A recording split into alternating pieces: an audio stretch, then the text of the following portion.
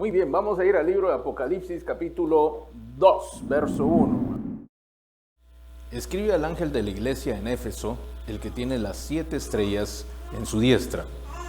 El que anda en medio de los 7 candeleros de oro dice esto: yo conozco tus obras y tu arduo trabajo, y paciencia, y que no puedes soportar a los malos, y has probado a los que se dicen ser apóstoles y no lo son. Y los has hallado mentirosos, y has sufrido, y has tenido paciencia, y has trabajado arduamente por amor de mi nombre, y no has desmayado.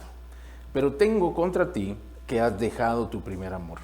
Recuerda, por tanto, de dónde has caído, y arrepiéntete, y haz las primeras obras. Pues si no, vendré pronto a ti, y quitaré tu candelero de su lugar, si no te hubieres arrepentido. Que no cierre sus ojos, vamos a orar, a hacer una pequeña oración. Amado Señor, te damos muchas gracias por tu palabra, muchas gracias, Señor, por la bendición que tú nos das cada vez que nos hablas. Yo te pido hoy en el nombre de Jesús que todo corazón, que todos oídos, Señor, sean abiertos y dispuestos para recibir esa semilla preciosa que tú nos mandas y que ha de dar fruto abundante y multiplicar cada uno de esos frutos, Señor, para bendición nuestra, bendición de nuestras familias y para honra y gloria tuya, Señor. Te pido que lo grabes en nuestro corazón y que sea regado por tu Espíritu esa semilla y demos nosotros, Señor, gracias a ti, habiendo disfrutado de todo lo bueno que tú nos has enviado. Gracias te damos, Señor, en el nombre poderoso de Jesús. Amén. Muy bien. Este principio de este capítulo es del libro de Apocalipsis. El libro de Apocalipsis no habla precisamente, solamente, mejor dicho, del final de los tiempos.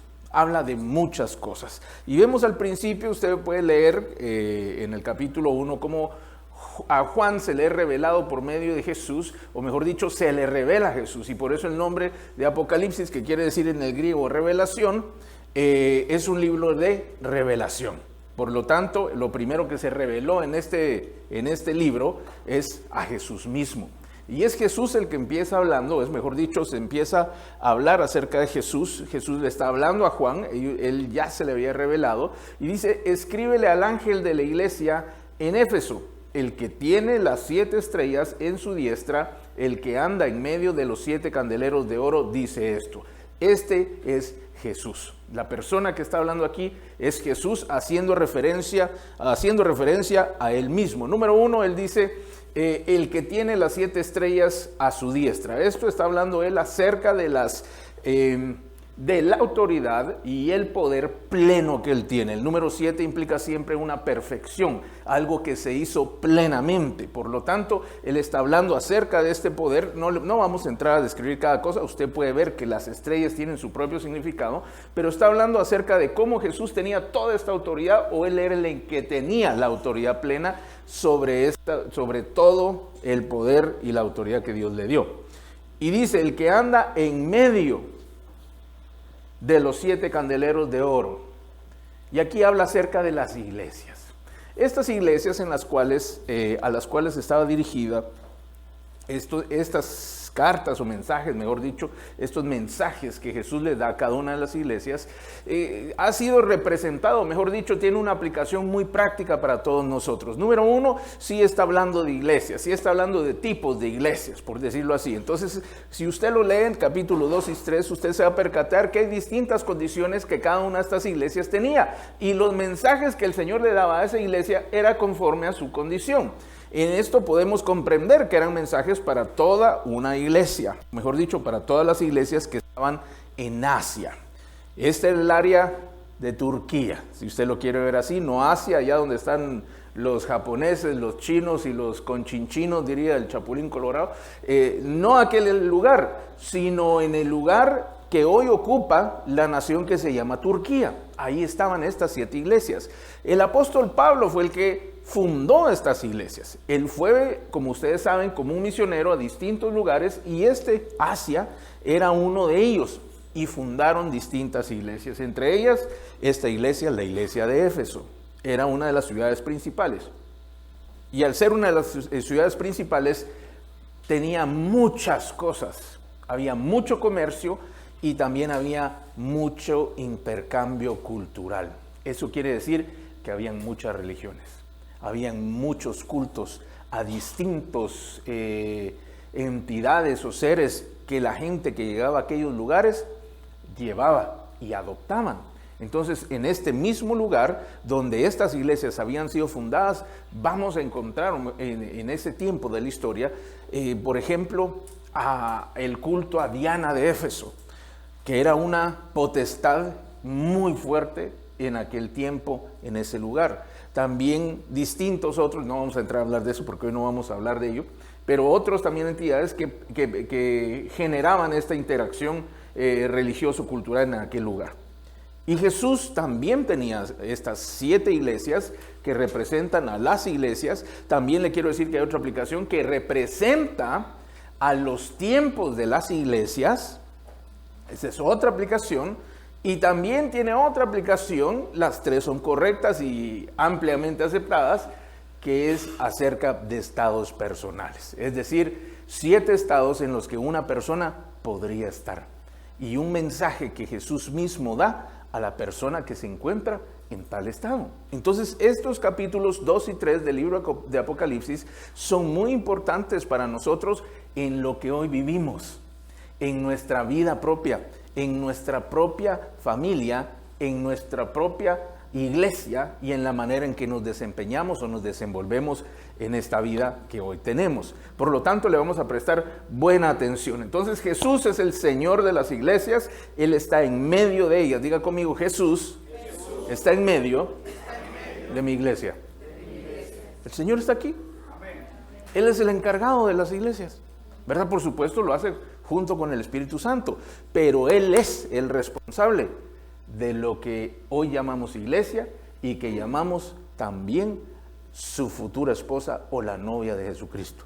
Por lo tanto, Él es el que la forma. Usted lo puede leer en el libro de Efesios, precisamente capítulo 5, cómo Jesucristo dio su vida por la iglesia, es decir, nosotros mismos. Y Él, al final del tiempo, aparece en estas iglesias, en medio de ellas, cuidando o dando un mensaje a cada una de ellas. Entonces, diga conmigo, el Señor, Jesús, es el Señor de la iglesia.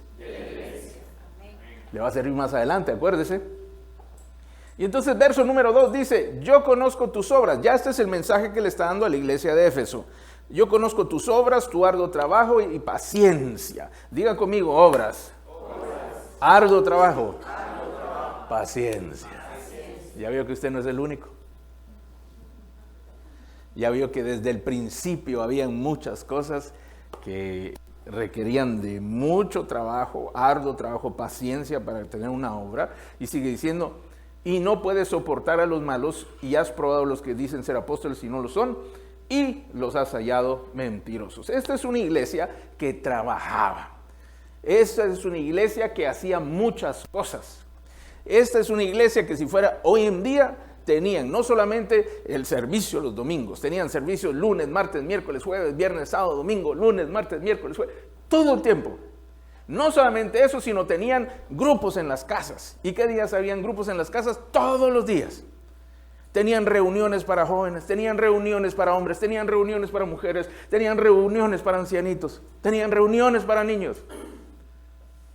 Tenían distintas áreas en las que ayudaban. Tenían una clínica para los enfermos.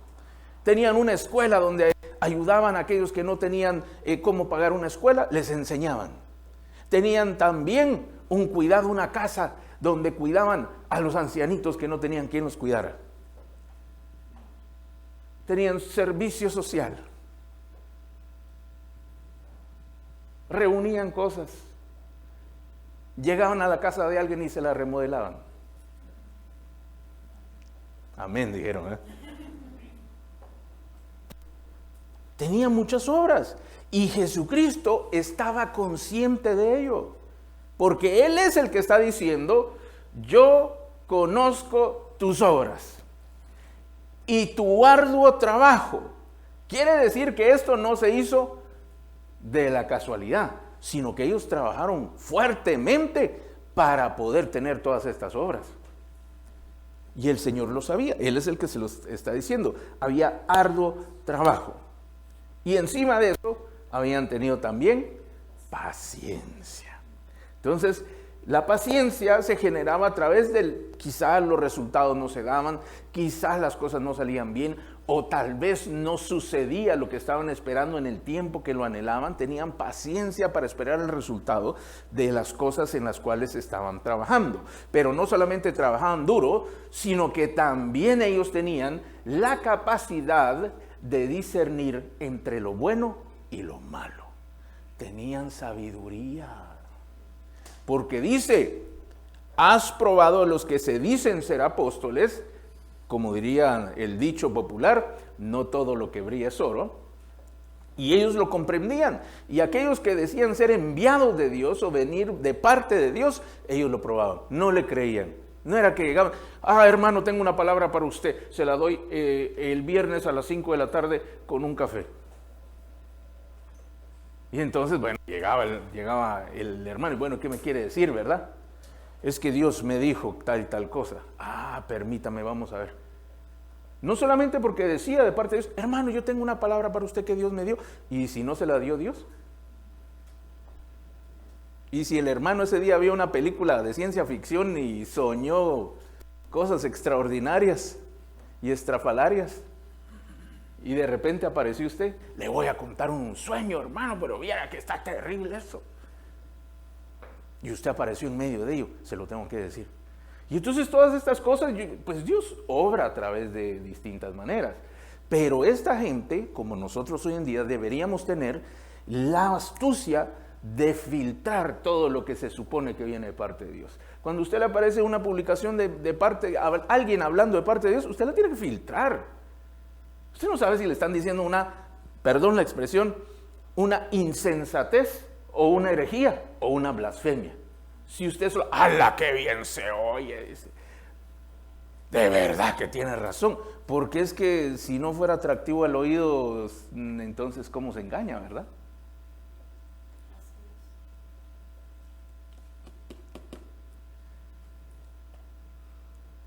¿Se imagina que le dijeran, si su esposo no le obedece, déjelo porque no se sujeta? Yo conozco personas que predican que la sujeción es del uno al otro. Y estoy de acuerdo, en amor se hace. Pero la norma que dice que el hombre es cabeza de la mujer, la agarran, la hacen pedacitos y aquí los dos mandamos. Estoy hablando de personas, le estoy hablando de pastores, pues. ¿Qué tal? Ay, pastor, pero es que eso suena más moderno, usted debe ser progresista. No, pero yo no voy a ser progresista derechito al infierno. Yo prefiero no progresar y quedarme de aquí e ir al cielo. Y yo estoy de acuerdo que la mujer cambió el papel o la función o las capacidades incluso que se tenían en aquel tiempo, las funciones que cumplían. Pero sigue habiendo un mandato de parte de Dios y dice, el hombre es cabeza, la mujer es ayuda idónea. Dicho en otras maneras, usted puede tener una cabeza toda descabellada si la mujer no ayuda. Un hombre en la familia, el hombre sin la mujer es una locura.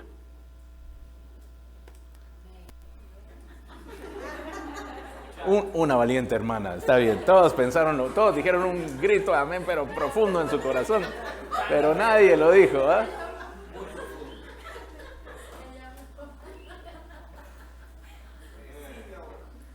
Mi amado, usted es malo para dirigir sin una mujer a su lado. Acéptelo. Eso dijo el Señor, ¿verdad? Entonces los dos nos completamos. Pero a la hora de decidir, alguien tiene que decidir. Cuando los dos mandamos, los dos nos matamos. Porque eso es una lucha hasta que uno de los dos se rinde o se muere.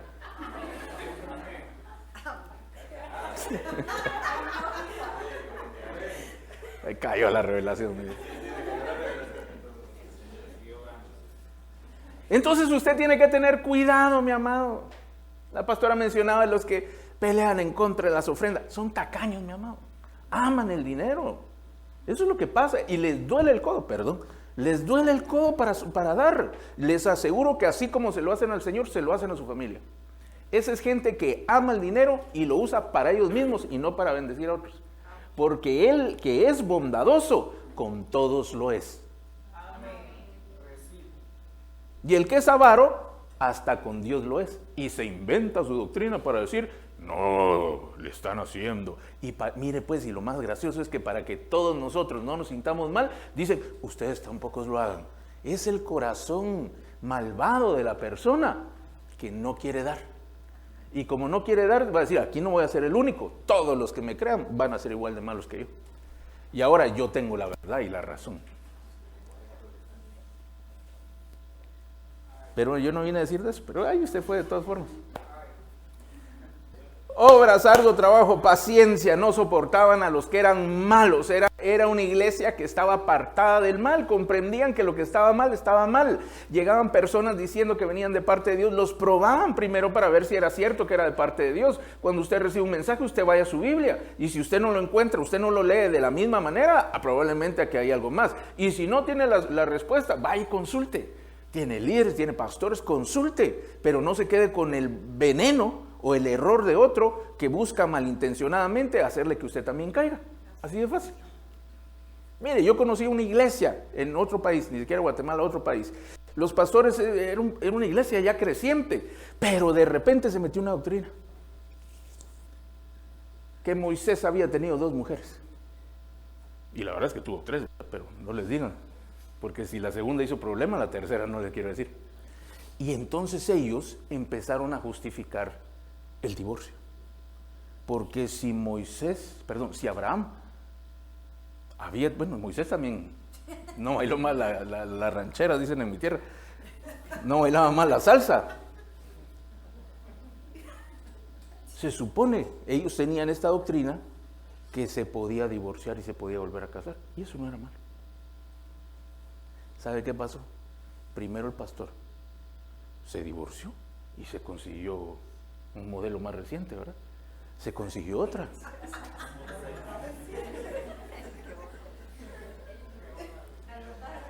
¿Sabe qué pasó después? Toda la iglesia se empezó a divorciar y resultaban con mujer nueva o con hombre nuevo. Por supuesto, la iglesia terminó deshaciéndose, pero mire lo peligroso de una enseñanza mal dirigida, porque sí es cierto, Abraham no solo tuvo una esposa, no al mismo tiempo, ¿verdad? Pero esos eran otros tiempos. Moisés tuvo 3, una después de otra, pero fueron 3. Y entonces la gente empieza a agarrar estas cositas y dice, esto es así, y lo que la Biblia no dice, los rollos del mal muerto ahora indican, los libros apócrifos que no publicaron, que no están metidos en la Biblia, dicen esto. Y así empiezan. ¿Quiere que le diga otra mentirita? El hebreo original dice tal y tal cosa. ¿Quién dice que dice eso? Una vez llegó una persona a la iglesia donde nosotros nos congregamos en Guatemala, y era un hombre así extraño, de pelo largo, ¿verdad? Literalmente sí era de pelo largo. No era el extraño de pelo largo, no era ese. Un hombre de pelo largo, algo extraño, llevaba una bolsa y se sentó en la segunda fila. Por supuesto, aquella iglesia tenía en filas, no sé, tal vez eran 100 filas, ¿verdad? 100 filas para allá y un montón de gente por todos lados. Pero se sentó cerca de donde se predicaba, en la segunda fila. Y entonces, como ya alguna vez la pastora les habrá contado, pues yo servía también, no solo en servidores, sino cuidando cualquier aspecto que se diera dentro de la iglesia, como seguridad. Y entonces, por algún motivo, terminó el servicio y el hombre quería hablar con un pastor, ¿verdad? Y ya solo habíamos 3. Y entonces 2 ya se iban a ir y ni modo, a mí me tocaba el señor extraño, ¿verdad? Y quiero hablar con un pastor. Bueno, está bien, le dije, aquí estoy. ¿Y usted es pastor? Pues sí, le dije yo, ¿verdad? Y se me quedó viendo, ¿verdad? Porque era jovencito, pues. En aquel entonces era jovencito y se me quedó viendo así como, este no tiene cara de pastor. Lo que pasa es que no había visto en el tiempo, ¿verdad? Pero sí, todavía no, pero sí. Y entonces se sentó y resultó que era un agnóstico. Y me resultó tirando un cuento.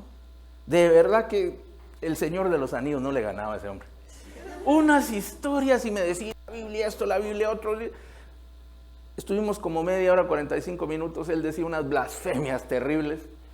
Y yo le escuchaba, ¿verdad? Y yo le trataba medio de decir la verdad. Todavía es que estaba muy nuevito, yo no sabía cómo responder eso. Sí sabía las respuestas, pero no sabía cómo actuar en esas situaciones. Al final platicamos como 45 minutos, él se fue frustrado porque yo no le di ninguna de las explicaciones que él necesitaba. Y yo me fui campeón porque yo no acepté ninguna de las blasfemias que estaba diciendo, ¿verdad? Pero hasta el día de hoy tengo que decirle que las blasfemias esas que él decía parecían tener mucha razón.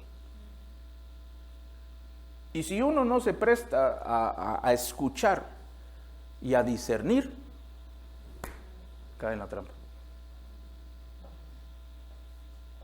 Esta iglesia no se prestaba a eso. Número 1, estaba apartada del pecado.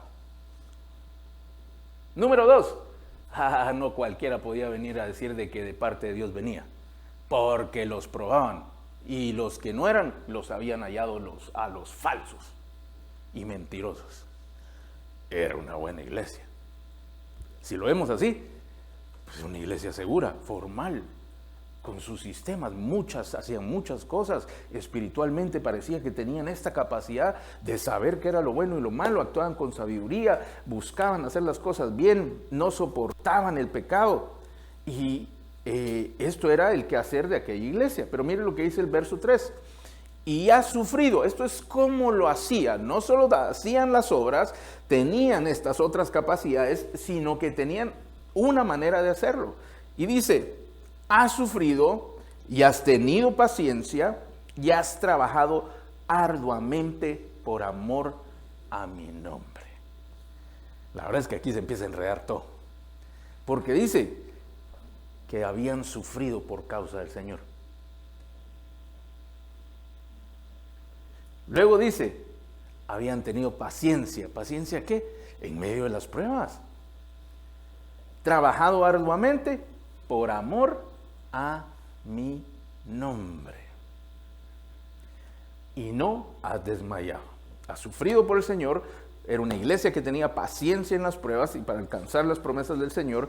Eran una iglesia que trabajaban arduamente por amor del nombre de Jesús y lo hacían sin desmayar. Quiere decir que se gastaban sus fuerzas y seguían otro poco más. Eso es como cuando usted se pone a orar a las 10 de la noche, ya le dieron las 2 de la mañana y dice, no, Señor, voy a seguir una hora más. Ni un amén, no puede ser. Bueno, pues a las 8 de la noche, de 8 a 9 y dice otros 15 minutos más.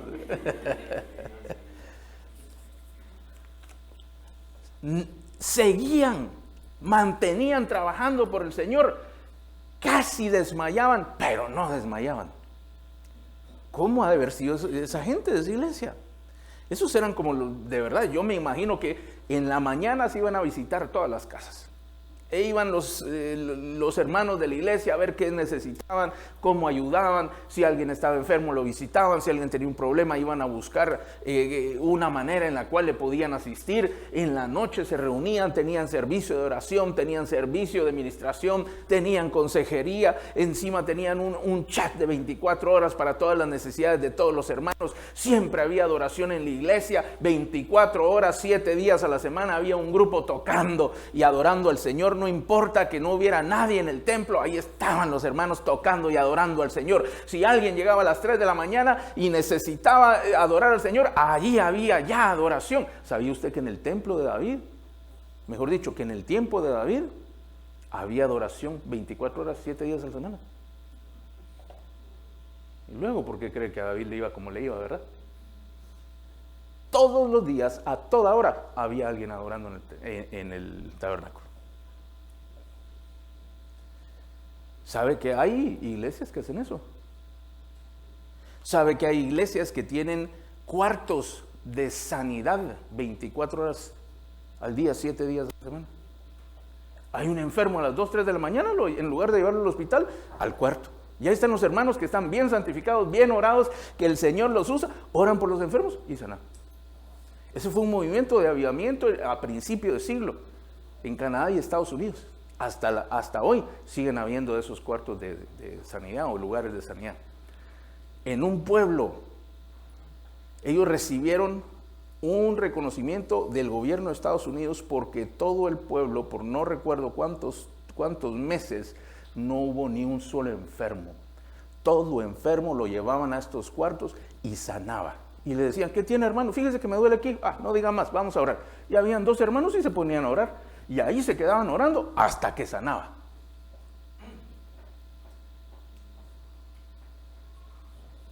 Mi amado, ¿y usted qué ora? El Señor sana. Ay, no sanó, Señor, ¿qué pasó? Esta era una iglesia así. No le estoy diciendo que con estas formas, pero era una iglesia en la que en medio de ellos se miraba el trabajo, el arduo trabajo, cómo habían sufrido, habían tenido paciencia por amor al Señor. Pero dice el verso 4, y aquí es donde la cosa se pone dura. Pero tengo contra ti. Dicho de otra manera, ahora sí se reforma el problema, ¿verdad?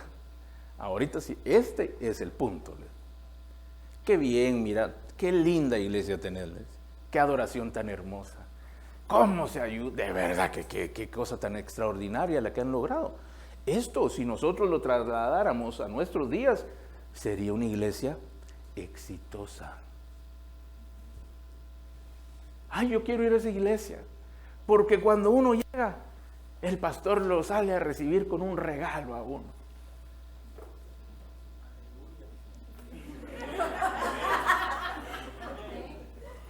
Y cuando salen las ovejas le dan 2 regalos al pastor.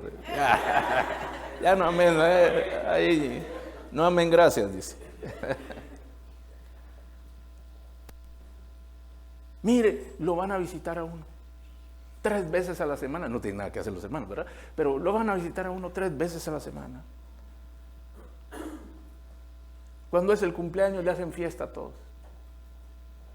Le mandan un dulce, si es entre semana le mandan un dulce a su casa. Bonito. La verdad es que sería bonito, ¿verdad?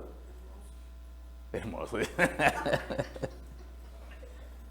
Y esta iglesia podría, si fuera hoy en día, sería muy similar. Todos los días el pastor le está mandando a su celular una palabra para que usted sea bendecido. Saca videos en TikTok, en Instagram, en Facebook.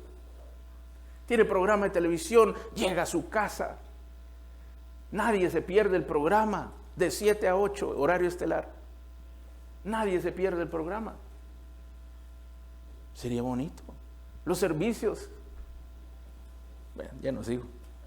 Me da envidia. Es broma. Pero, diga conmigo, pero. Pero diga con más autoridad, pero.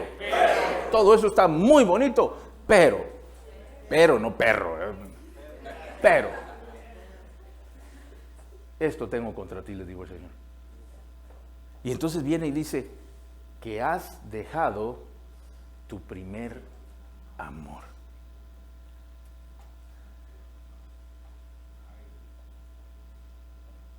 Está como cuando usted le quieren vender un carro, todo está muy bien, pero usted sabe que el carro es robado, ¿verdad? El precio está bueno, el carro está bueno, la pintura está buena, las llantas están buenas, pero tiene los papeles alterados. Ahí no van más. Mire, qué terrible, porque el Señor establece este pero y dice, tengo contra ti que has dejado tu primer amor. Las palabras que utiliza en el original es protos ágape. Protos es primero. Protos quiere decir inicial, quiere decir principal, el que dio origen. Protos ágape. Y ágape es una palabra que utiliza el griego para describir el amor, pero en griego hay distintas palabras de amor que se utilizan para el amor, no solo existe una. Nosotros decimos amor para todo, pero nosotros tenemos una, ellos tienen distintas, diferentes, dependiendo del tipo y la clase de amor, y la palabra es distinta, y la primera palabra que utiliza es, o mejor dicho, la primera categoría que podemos utilizar para darnos a entender mejor es la palabra eros. De ahí proviene la palabra erótico, que es el amor humano, el amor entre hombre y mujer, el amor físico, tangible, terrenal, eros. Y entonces en la Biblia no dice amor eros, no, dice eros. Y todos saben que se está refiriendo a este tipo de amor. Una pareja se enamoró, ahí hay primeramente amor eros. Se vieron y sintieron mariposas en el estómago. Hubo química entre los dos. Fue amor a primera vista, eros. Ese es eros.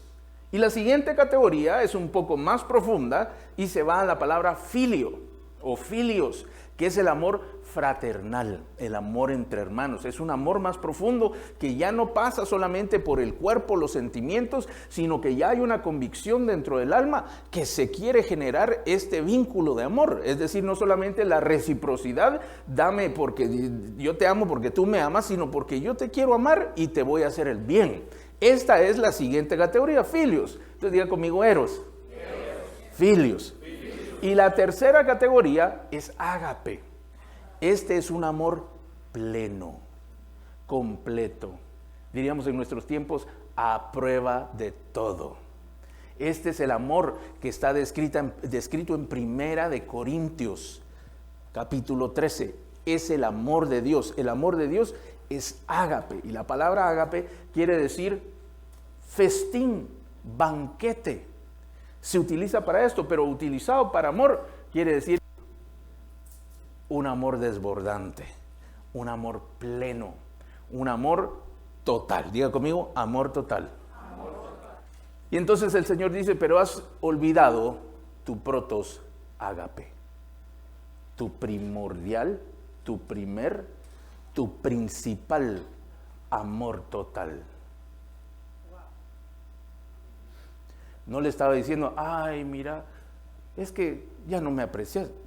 No le estaba diciendo eso, porque dice que él reconocía todo lo que había hecho en el verso 3 por amor a su nombre. Pero había olvidado el amor principal, primordial, y que es el absoluto. Pastor, pero qué exigente el Señor. De verdad que Dios sí pide todas las cosas, pero ya va a ver usted, y lo va a entender a él y me va a entender a mí también. Y entonces vemos que le dice que olvidó su primer amor. Y vamos a ir a la solución y después le cuento la clave para entenderlo todo. Pero nuestro Señor tan hermoso en el verso 5, Él da la solución. Y le dice, recuerda por tanto de dónde has caído y arrepiéntete y haz las primeras obras. Pues si no, vendré pronto a ti y te quitaré tu candelero de su lugar si no te hubieres arrepentido. Y Él le dice el siguiente proceso, diga conmigo, recuerda. Lo primero que tiene que hacer es recordar que dónde estaba antes. ¿De dónde has caído? Quiere decir que cuando uno deja de tener ese amor principal, uno empieza a caer. Ya se lo voy a explicar yo más adelante. Pero vemos que lo primero que Dios dice, recuerda dónde estabas. Y yo me lo imagino, de dónde has caído es porque estaba en un nivel superior. Así lo imagino yo. Entonces, si alguien cayó, como si usted estuviera en el piso, tirado, y dice, recuerda de dónde caíste. Ay, me tengo que parar, ¿verdad? O si estuviéramos en distintos lugares, distintos niveles, tenía un nivel distinto aquella iglesia que por algún motivo a través del tiempo y las condiciones terminó siendo una iglesia caída. No toda iglesia que se mira bonita está bien con el Señor. Usted la puede ver preciosa, templos hermosos, gigantescos, repleta de gente. Músicos profesionales que usted escuchaba, que tocaban y tenía el CD y el cassette de ellos antes. Usted los tiene en su playlist y ahí tocan. Pero no porque eso esté así, quiere decir que está en un buen nivel para con el Señor. No digo que no estoy juzgando a nadie. Solo estoy diciendo que tenemos que ser cuidadosos porque no todo lo que brilla y no toda iglesia está bien con Él, aunque tenga éxito ante los ojos del hombre, ¿verdad? Ya lo voy a poner bonito, no se preocupe, el pastor hoy saber qué comió, que viene diciendo cosas. Entonces dice, número 1, recuerda de dónde has caído. Lo primero que tenía que hacer es recordar lo que había vivido, recordar cómo el Señor primeramente se había manifestado, las cosas que habían sucedido, cómo ellos habían venido a los pies del Señor, recordarse de lo que había sucedido para comprender de dónde había caído. Es como cuando usted se pierde en una ciudad, lo primero que tiene que hacer es tratar de acordarse por dónde se perdió. Si usted no encuentra el lugar a donde va, lo primero que tiene que hacer es caminar en contrario a donde usted venía, porque así fue como se perdió. Puede que se pierda después de la pérdida, ¿verdad? Pero que Dios le ayude en tal caso. Si no, mi amado, tenemos que regresar a aquello, o hay que buscar aquello de donde veníamos, de dónde proveníamos, de dónde salimos. Porque así fue como empezó todo. Número 2 dice, arrepiéntete. Diga conmigo, recuerda. Paso número 1, usted tiene que recordar. Paso número 2, arrepiéntete. Es como cuando usted le dice, jefe, le gritan, usted está en una esquina, ¿para dónde es Arraiján? ¿Para allá o para allá?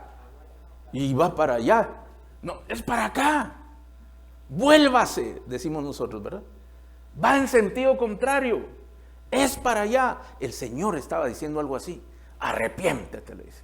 Porque arrepentirse quiere decir volver. Vuélvase. La palabra es metanoia, cambia de pensamiento, cambia de decisión, cambia de sentimientos y vuélvete hacia el lado contrario. Es un cambio de 180 grados. Si va a la derecha es que tocaba ir a la izquierda. Vuélvete, le dice. Así como le sucedió al hijo pródigo. El hijo pródigo le dio. ¿Dónde empezó el hijo pródigo? En la casa del padre. ¿Cómo le iba al hijo pródigo? Bien. ¿De ahí qué fue lo que pasó? Pidió su bendición hereditaria. Y el padre se la dio. ¿Qué fue lo que él hizo? Se fue a vivir a una provincia lejana, dice. Se fue en sentido contrario que el padre, a gastar lo que el padre le había dado, haciendo lo que el padre no le había enseñado. Y terminó, dice, despilfarrándolo todo en pobreza y con hambre, hasta que él se volvió en sí, hasta que él metanoia, hasta que él cambió de pensamiento. ¿Y sabe cómo cambió de pensamiento? La escritura lo dice. Y dijo, en casa de mi padre abundancia de pan hay. Hasta los siervos de mi padre tienen abundancia. Regresó, se recordó. Mira el proceso. Se recordó de dónde había salido y se arrepintió. Y dice, volveré a la casa de mi padre y le diré, he pecado contra el cielo y contra ti. Hazme como uno de tus jornaleros. Y se arrepintió. Pero justo después de arrepentirse, tomó una acción. El arrepentimiento sin acción solamente es un remordimiento. Si usted se siente mal después de que hizo algo mal, pide perdón, pero lo vuelve a hacer, usted no tiene arrepentimiento. A usted le dio remordimiento lo que hizo. Como cuando usted pisa a alguien, ¿verdad? ¡Ay, perdón, lo pisé! Pero a usted no le dolió. Y si se le pone enfrente otra vez, y pero si tiene piecito largo, otra vez lo pisa. Entonces, mi amado, el arrepentimiento sin acción solamente es un remordimiento. Eso es lo que siente el alcohólico después de que cometió muchos errores, de que ofendió a muchos, de que pudo hacer cualquier cosa y se percata de lo malo que hizo y dice, ay, no vuelvo a tomar, pero al siguiente día está tomando otra vez. Ese está con el cargo de conciencia, pero no con el arrepentimiento. Arrepiéntete, dice, hay que siempre tomar acción. Entonces diga conmigo, recuerda. Arrepiéntete. Y vamos a la tercera fase. Haz las primeras obras. Mi amado, cuando a usted algo no le sale bien, lo mejor que usted puede hacer es empezar de nuevo. Cuando usted va sobre un error, por más de que usted quiera hacerlo bien, sigue siendo un error. Pero tengo todo el deseo que salga bien, pero es que ya empezó mal. ¿Cómo va a ser de una mala semilla un fruto bueno? Es imposible, mi amado. Es imposible que usted de un error saque algo bueno. Solo Dios puede hacerlo. que de algo malo resulte algo bueno. Pero Él no deja lo malo, Él transforma lo malo para que termine siendo bueno. Pero eso es Dios, no somos nosotros. Y por lo tanto, cuando hay algo malo, mi amado, usted se tiene que arrepentir. ¿Y cómo se arrepiente? Decir, esto está mal y tengo que ir en la dirección contraria a donde yo debería haber ido o donde yo debería estar. Y tomar esta acción y empezar a hacer las primeras obras. Empezar de cero, dice. Se debe accionar para regresar de donde vinimos. A ver, diga conmigo, recuerda. Arrepiéntete y haz las primeras obras. Ese fue el mensaje de Dios para esta iglesia exitosa. Ay, pastor, qué instructivo lo que está diciendo. No, ya voy con usted, no se preocupe. Aquí viene su parte. Este mensaje es para todos nosotros. Y todos nosotros podríamos caer en una trampa. Una trampa de condiciones, una trampa de tiempo, una trampa de costumbre y de aburrimiento. Cuando uno hace por mucho tiempo las mismas cosas, se vuelven monótonas, se vuelven tradicionales, se vuelven usuales, se vuelven costumbres y hasta se vuelven hábitos. El Señor tiene este gran reproche en contra de esta iglesia exitosa por lo siguiente. Imagínese usted que hay una pareja y esta pareja, el esposo pues ama a la esposa y la esposa es una buena esposa. Le tiene comida siempre, la casa se la tiene ordenadita, los hijos siempre están bien bañaditos, bien peinaditos, sacan buenas notas en la escuela, son educados, la gente los aprecia, son buenos en los estudios, son buenos en los deportes, son buenos en la música, todo parece estar bien. Pero cuando usted llega cuando aquel hombre llega a la casa, siempre su plato está servido. Y alguno dirá, qué bueno, cómo lo quieren, nomás entrando y ya está el plato ahí. Pero no está la esposa, no está con él. Es una mujer ordenada, es una mujer organizada, pero no le ama. Olvidó el amor que le tuvo un día, hace muchos años, cuando fue a un altar y estuvo dispuesta a casarse con él. Todo lo hace perfecto. Pero se le olvidó su primer amor. A los hijos le hacemos lo mismo. Cuando nacen, ¿cómo es? Ay, mi amor, y son pequeños, empiezan a crecer y uno no los quiere soltar, pero del cuello, ¿verdad?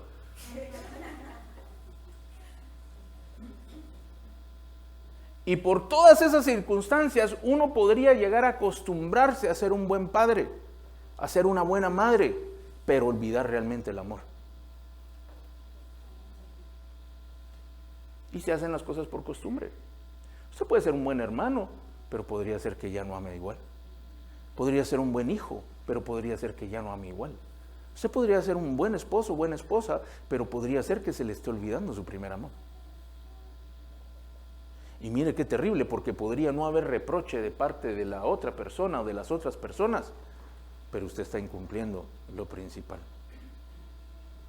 ¿Se imagina dormir todas las noches con alguien que no le ama? Ama su dinero, porque dice que trabajaban arduamente por amor a su nombre. Es decir, amaban más el nombre que a la persona. Es que como ahora soy de apellido Rosgonzález, no puedo divorciarme porque pierdo el nombre.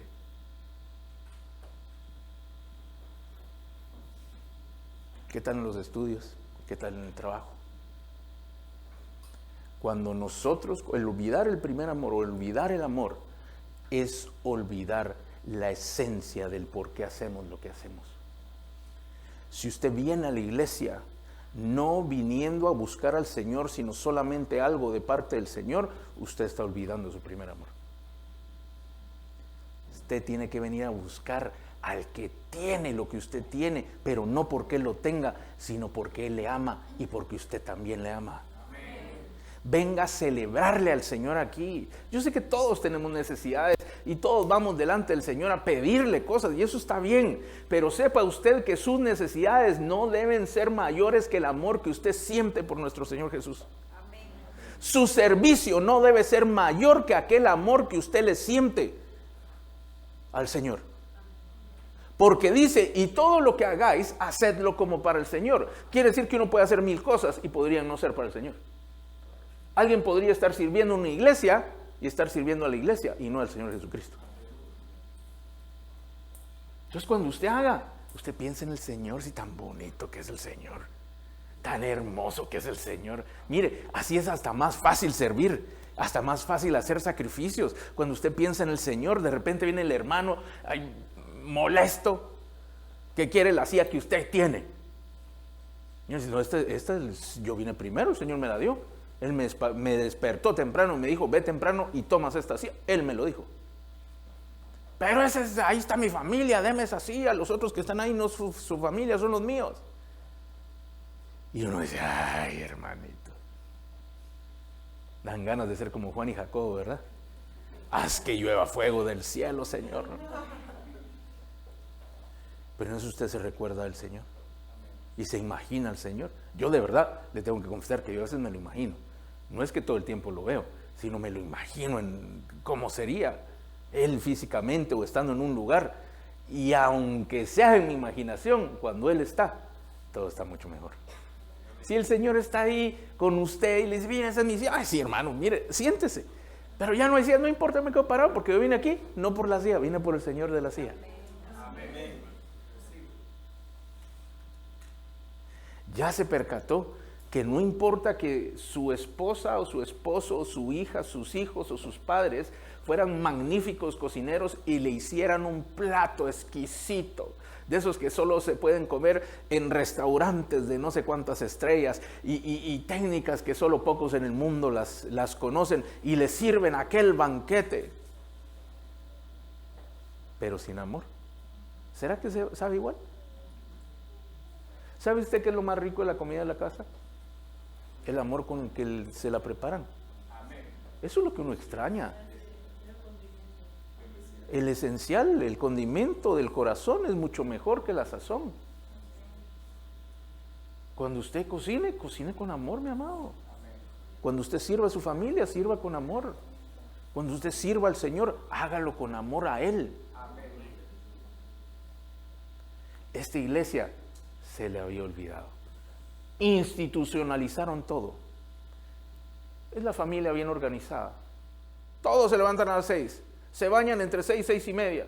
La comida entre 6:30 y 6:45, ahí está la leche, ahí está el cornflakes. Si quieren huevo, usted se lo hace. Si usted agarra su pan, aquí le voy a preparar una merienda. A las 7 menos cuarto se me van los niños. A las 7 y cuarto yo me estoy metiendo al baño. A las 7 y 15 se va el esposo. Después me quedo llorando 35 minutos, no más de eso, porque si no, no me da tiempo de ver la novela. Y todo lo hace bien, pero en automático. Ya no por amor, mi amado. ¿Sabe qué va a pasar con el tiempo? Se va a cansar, se va a aburrir y se le va a enfriar el amor.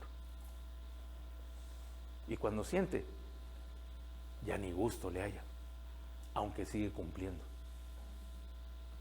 Yo a esto le llamé: todo aquel que hace algo sin amor se vuelve un zombie en su corazón. Sin sentimiento, solo hace, cumple. Así pasa en el trabajo. Mira, a mí me toca a veces que me atiendan y de verdad digo yo, esta gente no quiere su trabajo. Pues, y yo entiendo que los trabajos no es que sean los trabajos de la vida y los soñados, yo lo entiendo, pero nunca van a salir de ese tipo de trabajos con esa actitud.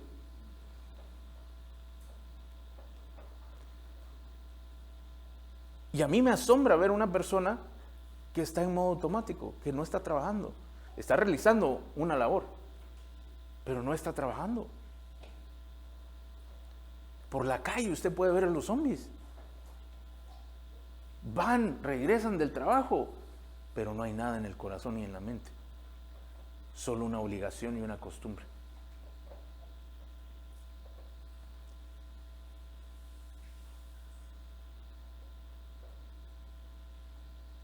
Por eso el Señor les dijo: todo está muy bonito, pero a ustedes se les olvidó que me tenían que amar. Por lo tanto, le dice, recuerda de donde caíste, arrepiéntete y vuelve a las primeras obras, le dice. Porque si no vendré y me llevaré y quitaré de ti tu candelero, el que da la luz. Ese es el estado de zombie. Yo conozco abuelitas que terminan sus días con amargura en su corazón, aunque le siguen sirviendo a sus hijos todos los días. Y no por lo que pasó, sino por la vida que pasaron. Se les olvidó por qué lo hacían. Mi amado, cuando uno se recuerda del amor que tiene por alguien, uno hace muchas cosas, hasta más de las que le piden. Mire, sus hijos cuando nacieron no le hicieron nada, ni le podían hablar, ni sabían cómo se llamaba. Y usted les dio todo lo que usted podía, ¿cierto o no? Crecieron, empezaron a hablar, y de todas formas usted siguió dándoles. Si usted tiene un hijo no mayor de 18 o que no ha trabajado todavía, yo le puedo asegurar que seguramente usted le ha dado de todo, se ha sacrificado, se ha desvelado, ha llorado, ha gemido, ha sufrido, y ese joven o esa jovencita todavía no le ha devuelto nada. Nada. Ay, pastor, pero ya después empiezan a trabajar y me van a dar ahí un dinerito. Siga soñando, hermano. Si tiene suerte le van a dar para el cable y tal vez para el internet. Si no, acuérdese cómo era usted. No lo estoy juzgando a ellos, no estoy juzgando a todos. ¿Sabe cuándo le empiezan a dar ganas a uno de darle a los papás? Ya después de los 30. Ya el cargo de conciencia es tan grande que dice, no puede ser, algo tengo que hacer por ellos. Pero cuando usted le menciona al bebito de 30 años a la mamá, se le iluminan los ojos. Ay, mi peludito, mi flaco, mi gordo. Y nada ha hecho por ella. Solo dolores de cabeza, desvelo y trabajo le han dado. Pero por causa del amor, está dispuesto a sufrir y a soportarlo todo. Así es el amor, mi amado. Si usted ama al Señor, usted va a estar dispuesto a trabajar arduamente, a soportarlo todo, a tener paciencia, a no desmayar aún en medio de las pruebas, y usted va a estar contento. Aún así, pareciera que el Señor no le devuelve nada, pero vaya, si no, el Señor le va a devolver mucho más abundantemente de lo que usted le puede dar a Él. Por lo tanto, no deje que en su corazón la costumbre se vuelva una carga. No deje usted que en su corazón la falta del resultado que usted está esperando se vuelva un obstáculo para seguir amando al Señor de todo corazón. Si usted de casualidad, como estos hombres ahí de esa iglesia de Éfeso, se les hacían mucho o pensaban que hacían mucho y se les olvidó lo principal, es fácil recuperarlo. Solo empiece a acordarse. Mire, nosotros le aconsejamos a las parejas cuando a veces tienen problemas que regresen al día 1, cuando se conocieron, cuando la vio por primera vez, cuando no sabía cómo era, cuando todavía no la conocía.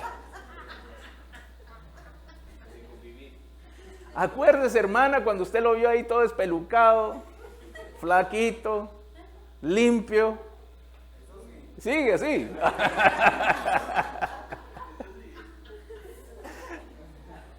Y dice, ay, con este hombre me saqué la lotería, pero no sabía que... Y el más gordo. Recuérdese de ese primer día. Recuérdese de los momentos en los cuales se vivieron las mejores cosas de aquel momento. Porque es fácil en el día a día hacerlo todo de manera automática.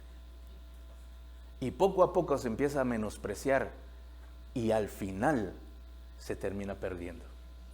Quizá no la persona, porque Jesús les dijo, arrepiéntanse, vuelvan a las primeras obras, porque si no vendré pronto y me voy a llevar la esencia de mi espíritu.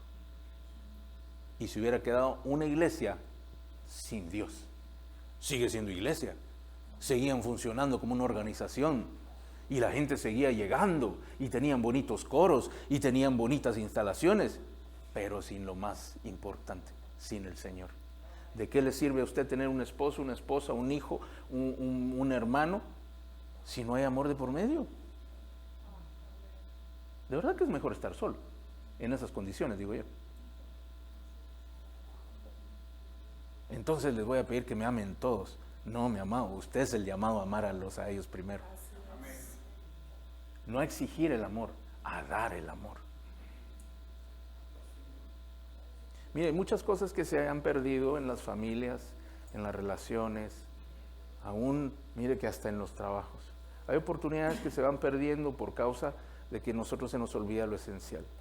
Cuando alguien le confía a usted un trabajo, por ejemplo, usted tiene que saber que esa persona se vuelve la más importante dentro de esa función.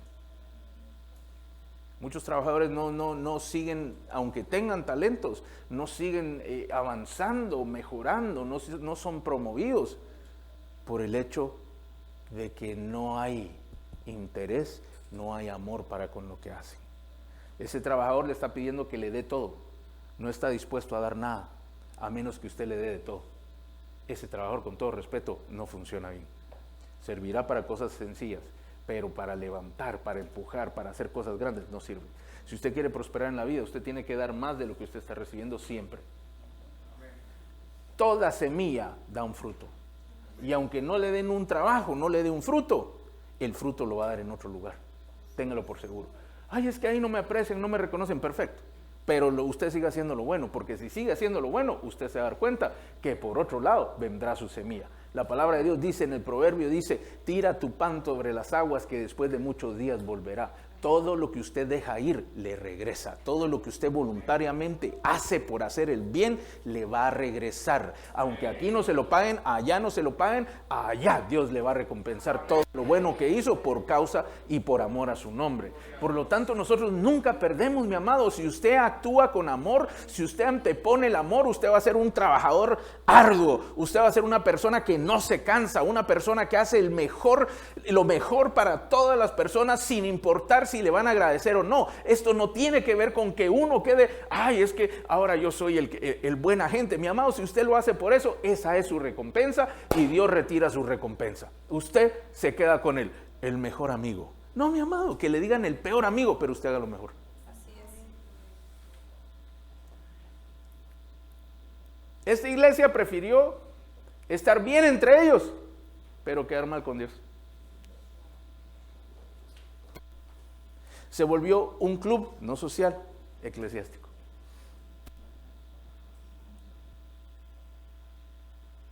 En toda actividad, mi amado, en la cual usted esté haciendo cosas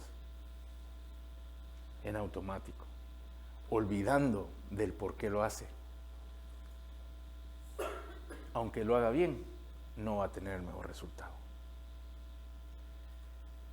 Recuérdate de dónde caíste, dice el Señor. Arrepiéntete y empieza de nuevo. ¿Ya se percató que el Señor no emitió una condena? Sí hubo un juicio, pero no condenó. Dio la solución, dio la oportunidad. Así que esta mañana nosotros todos tenemos la oportunidad de retomar muchas cosas. Muchas cosas. En las casas, en los trabajos, en la iglesia, para con el Señor. En todas las áreas que usted pueda pensar, usted puede volverlo a hacer. Usted puede volver a empezar. Solo tiene que ver en su corazón. Recuérdese cómo empezó todo. ¿Cómo empezaron los negocios? ¿Cómo era el corazón? ¿Cómo empiezan los estudios? ¿Cómo fue el día 1, el 2, el 3? Recuérdese. Para eso no es malo recordar. Recuérdese para agarrar esperanza para el futuro. No se recuerde para encontrar culpabilidad en el pasado. Es que es culpa de él o es culpa mía. No. Recuérdese lo bueno. Mire, lo malo se recuerda solito. A lo bueno hay que buscarlo. Lo malo solito llega, a ese no se preocupe, ahí le va a llegar. Si tanto lo extraña, le va a llegar solito, no se preocupe. Pero si usted empieza a pensar lo bueno de todas las personas, usted va a empezar a cambiar su corazón. Va a empezar a cambiar su pensamiento. Y cuando siente, usted va a haber renovado su entendimiento. Se arrepintió, se volvió, metanoia, y empieza las primeras obras. Y vuelve a ser amable, vuelve a ser cordial. Ya cuando sirve, sirve con amor, no solo deja el plato ahí, se sienta para ver cómo comen. Pero es que mi esposo no platica mucho, no importa, pero mírelo comer. Es que regresa bravo. Póngale ahí un su limón para que haga caras por algo, ¿ah? Sí, va a hacer caras, que sea por limón.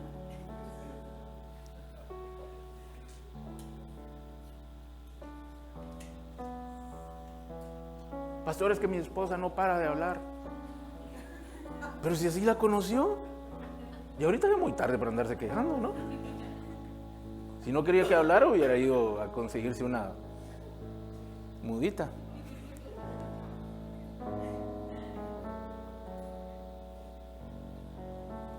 Es que es muy emocional. Y usted tan parco. ¿No le gana una piedra?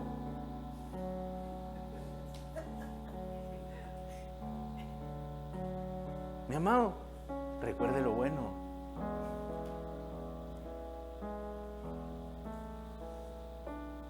Mire, cuando la pastora y yo éramos novios, habíamos pasado, sí, ni habían nacido.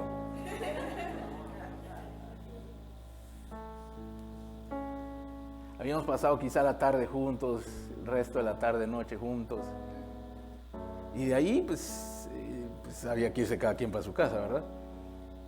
Y a veces ella me llegaba a visitar, otras veces yo llegaba a visitarla. Y bueno, y ahí te llamo cuando llegue, ¿verdad? Ya habían pasado como 5 o 6 horas juntos. Todavía llamar, ¿verdad? Y ya vine. Y a seguir hablando otras 2 horas, ¿verdad?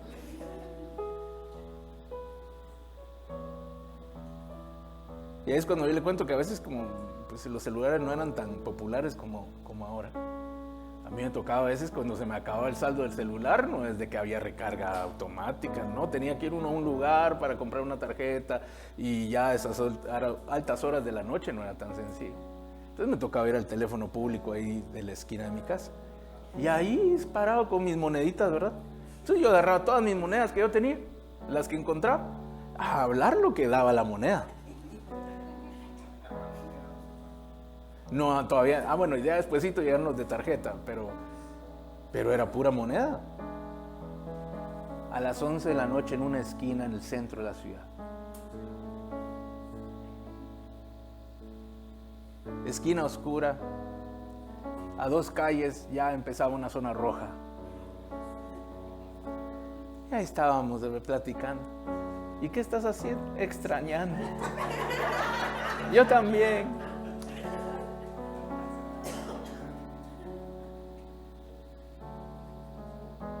Y todavía nos pasa, ¿sabes?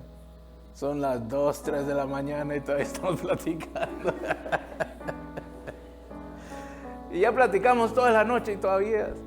Pero es que hay que apreciar lo que se tiene. Hay que lograr encontrar la esencia de todo lo que hacemos.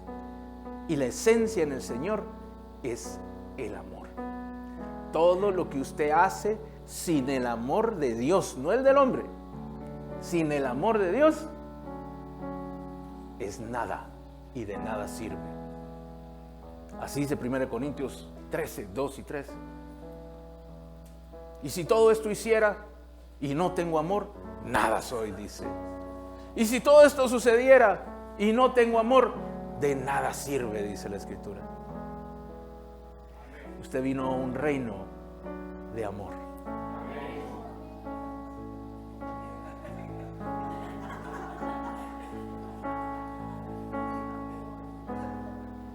Esa es la esencia con la que todo lo que usted hace debe ser hecho. Si usted ama a Dios, usted va a amar al prójimo. Si usted ama a Dios, usted va a amar a su esposa, va a amar a sus hijos, va a amar a la gente en general, porque el amor de Dios es tan grande que no está pidiendo que la gente haga algo por uno, sino que lo empuja a uno a hacer algo por alguien más. Y esta iglesia se le había olvidado, estaban organizados, eran buenos para lo que hacían, pero se les había olvidado el amor al Señor. Qué contradicción, ¿verdad? Trabajar, sacrificarse, sufrir por las razones incorrectas. Así que esta mañana es una mañana de nuevas oportunidades, mi amado. Para ti con el Señor, para ti en tu casa, con tu familia. Y todos comprendemos que a través del tiempo, que a través de las situaciones, las cosas son complicadas. Y uno puede empezar a perder o a dejar enfriar aquella primera esencia, aquel protos ágape, aquella primera esencia que fue plena, que fue completa y que nos llevó e impulsó a decir sí, a involucrarnos, a comprometernos con la familia, con las personas, con el Señor mismo. El tiempo y las condiciones pueden apagarlo, pero es fácil recuperarlo. Solamente acuérdate el día que por primera vez el Señor te habló y que quizá no lo escuchaste con tus oídos, pero supiste en tu corazón que era Dios queriendo que tú hicieras, que tú avanzaras o que dijeras algo. Recuérdate la primera vez que le sentiste cerca de ti, o la primera vez que sentiste su amor, que comprendiste su amor. Recuérdate la primera vez que su Espíritu Santo te tocó. ¿Te recuerdas cómo fue? Extraordinario, sobrenatural, inexplicable. Y ese es el Señor todos los días. Él no cambia. En Él no hay sombra de variación. Él sigue siendo el mismo ayer, hoy y siempre. El mismo que conociste el día 1 es el mismo que es hoy. Es el mismo. Y entonces eso quiere decir que si Él no ha cambiado y las cosas no son iguales, el que cambió fui yo.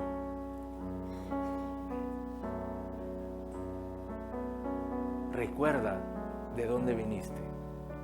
Recuerda lo que viviste. Recuerda sus palabras. Recuerda la primera vez que te habló a través de la Escritura. Recuerda la vez que te habló a través de una prédica, en medio de una adoración. Recuerda cuando hizo un milagro por ti, cuando sanó tu cuerpo, cuando te liberó, cuando trajo paz a tu corazón. Recuérdalo, para que la próxima vez que le busques, vengas a buscarle lleno de su amor.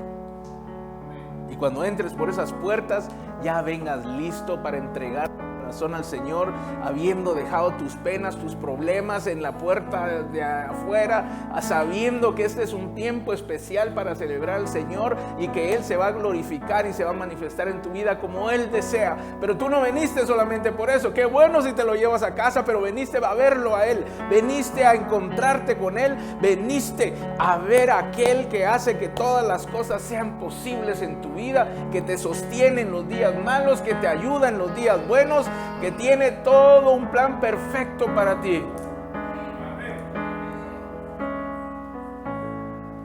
Yo soy el que está en medio de las iglesias, dice. Yo soy el que tiene las 7 estrellas en sus manos. Soy el que ando en medio de los candeleros. Es el Señor el que te está llamando. Él te está hablando. Y dice, acuérdate. Y verás que todo va a empezar a funcionar de una forma muy diferente. Hoy tú sabes más de lo que sabías hace algún tiempo. Mucho más. Muchísimo más. Tienes experiencia. Has tenido, ahora tienes habilidades, y algunas de ellas hasta espirituales.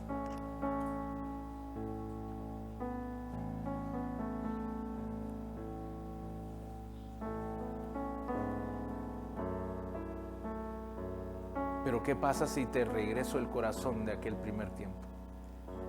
Teniendo y sabiendo lo que hoy haces. Sería mejor, mucho mejor. Pero estás a una pequeña decisión de lograrlo.